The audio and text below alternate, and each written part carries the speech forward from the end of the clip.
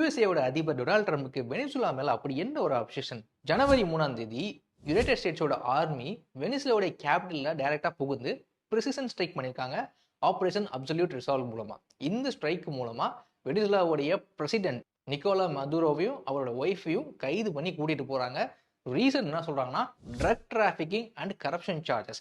Venezuela தான் உலகத்திலே அதிகமான ஆயில் ரிசர்வ்ஸ் வச்சிருக்கக்கூடிய ஒரு கண்ட்ரி. எவ்வளோன்னு பார்த்தீங்கன்னா 17% ஆஃப் த வேர்ல்டோட டோட்டல் ஆயில் ரிசர்வ்ஸ். இது ஒரு பக்கம் இருக்கட்டும், வெனிசுலாவுடைய அதிபரை அரெஸ்ட் பண்ணனால வெனிசுலா நாட்டு மக்கள் ரொம்ப சந்தோஷமா இருக்காங்க. ஏன்னு கேட்டீங்கன்னா, இவர் ஒரு சர்வாதிகார ஆட்சி நடத்திக்கிட்டு இருந்தாரு அப்படின்னு சொல்லி மக்கள்லாம் போராட்டம் பண்ணிட்டு இருந்தாங்க.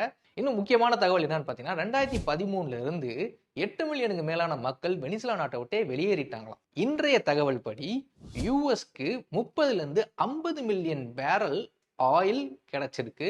ஸோ இந்த பேரல் மார்க்கெட் பிரைஸ்ல வர அமௌண்ட் எல்லாமே யூஎஸ் பிரசிடென்டான டொனால்ட் ட்ரம்ப் தான் கண்ட்ரோல் பண்ண போறாராம். கேட்கறதுக்கே ரொம்ப இன்ட்ரெஸ்டிங்கா இருக்குல்ல. ஸோ யுனைடெட் நேஷன்ஸ் என்ன சொல்லியிருக்காங்க பார்த்தீங்கன்னா, it's a breach of Article 2 Clause 4 and Article 51 of United Nations Charter.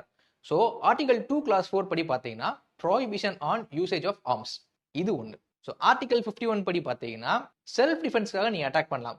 US என்ன சொல்றாங்கன்னா, நாங்கள் வெனிசுலா நாட்டு மேலே போட்டு கொடுக்கல, அதோடைய அதிபருக்கு எதிராக தான் நாங்கள் பிரிசிஷன் ஸ்ட்ரைக் பண்ணி அவரை கைது பண்ணியிருக்கோம்னு சொல்றாங்க. இந்த மாதிரியான exclusive and interesting அப்டேட்ஸ்க்கு veranda IS அக்கௌண்ட்டை ஃபாலோ பண்ணிக்கோங்க. தேங்க்யூ.